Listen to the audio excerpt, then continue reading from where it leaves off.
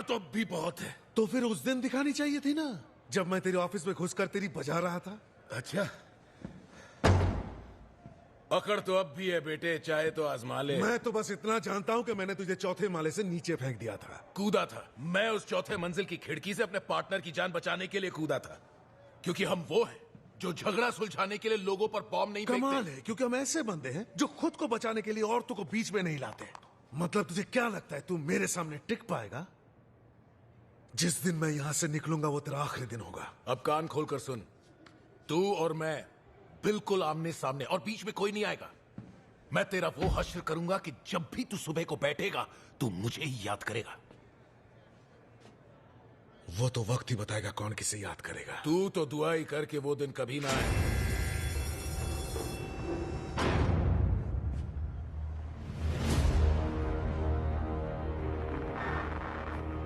मैंने कहा ना मिस्टर नोबॉडी, मुझे तुम्हारी मदद नहीं चाहिए। मैं अपने तरीके से निकलूंगा, सही तरीके से।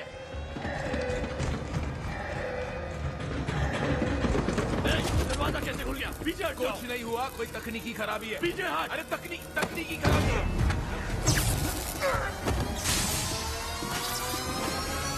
Got the whole spot going up like that. Lay back, hot in the cut like that.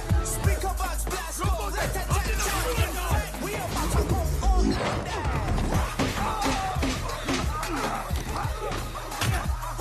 Speaker box blast, blast, blast, blast.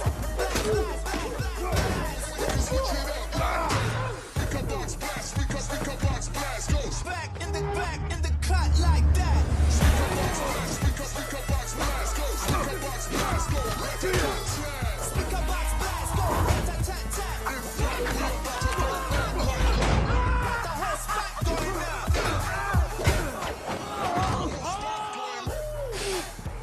मेरे को इस दिन का कब से इंतजार था? तेरा इंतजार खत्म।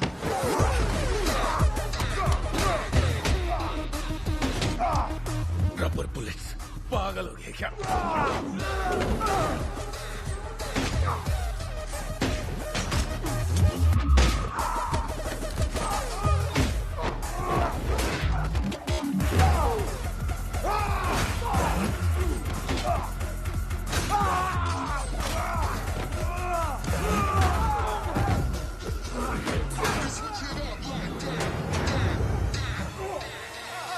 Like blast.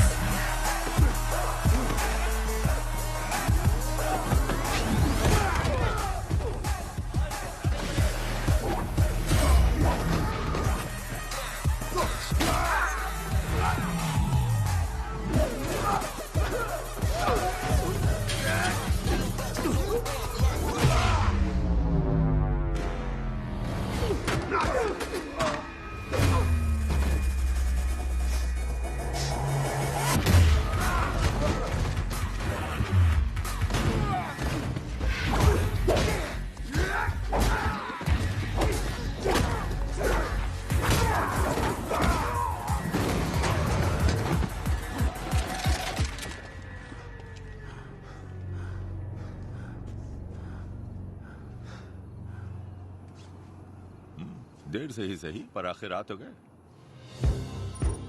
2 सवाल पूछो। मेरी बेटी तुम्हारी बहन के पास टोरेटो। कमाल है, ये बढ़िया सवाल है। ये है मेरा नया ठिकाना, गुमनाम अड्डा। गुमनाम कम, गुंडों का ज्यादा लगता है। देखो, बाद में मुझे तुम लोगों से कुछ बात करनी है। एक आए, शुक्रिया। अरे अरे अरे, ये क्या हाथ में हथकड़ियां? ये क्या मजाक है? हम लोग को दुल्हन बना के लेके आया है। आप ही ने गिरफ्तार करने को कहा था। पर हथकड़ियां? छोड़ दो इन्हें, कितने शर्म की बात है। सॉरी गाइस, ये भी नया है। तो पुराने दोस्तों से ऐसे पेश आते हो? दोस्त? मुझे तो ये भी नहीं पता कि ये बंदा है कौन। मैं कौन हूँ इसकी फिक्र मत करो तेज, मैं तो नोबडी। नोबडी? तो फिर वो कौन है? वो आया ही है यार, हमसे कम ही है। एक नोबडी है और एक एवं ही है। ये दोनों मिलके अपन को मामू बना रहा है। एक बजा रहा है तो दूसरा मलम लगा रहा है। अपन तो जा रहा है। सोच समझ के कदम उठाना। क्या बे? देखो, तुम लोगों ने बर्लिन में जो झंडे गाड़े थे ना, उससे तुम इंटरपोल के टॉप 10 मोस्ट वांटेड की लिस्ट में आ गए हो। टॉप 10 में? तब तो सही है। पर तुम उसमें नहीं हो रोमन। मैं नहीं बोला। 1 नंबर से मार खा गए, 11 नंबर पर हो, इसलिए। मैं 11 नंबर पे? बिल्कुल। अपन तो 1 नंबर के लायक है। वैसे ये सब लोग कितने नंबर पे? 6। 8, 9, 10। ये 10 नंबर पे, ये चिड़िया का घोंसला, ये अपन के जैसे छपरी नहीं। तू छपरी है और ये 10 नंबरी है कि नहीं जाने मन। छोड़ो ये सब और किसी ऐसे शातिर पे ध्यान दो जो किसी की लिस्ट में नहीं है। अभी पक्का पता नहीं है, पर मुझे लगता है कि वो एक साइबर टेररिस्ट है जिसका नाम है साइफर। एक मिनट, साइफर एक संगठन है, कोई इंसान नहीं। हमारे सूत्रों के हिसाब से नहीं। वो चाहती क्या है? कोई नहीं जानता। साइफर ऊपर वाले का बनाया एक डिजिटल करिश्मा है। वो छुप कर पूरे वर्ल्ड सिस्टम पर काबू कर सकती है। गवर्नमेंट्स, ग्लोबल मार्केट्स, जो कुछ भी हैक हो सकता और है। सबसे चौंकाने वाली बात, तुम उसका नाम इनमें से किसी से नहीं जोड़ सकते।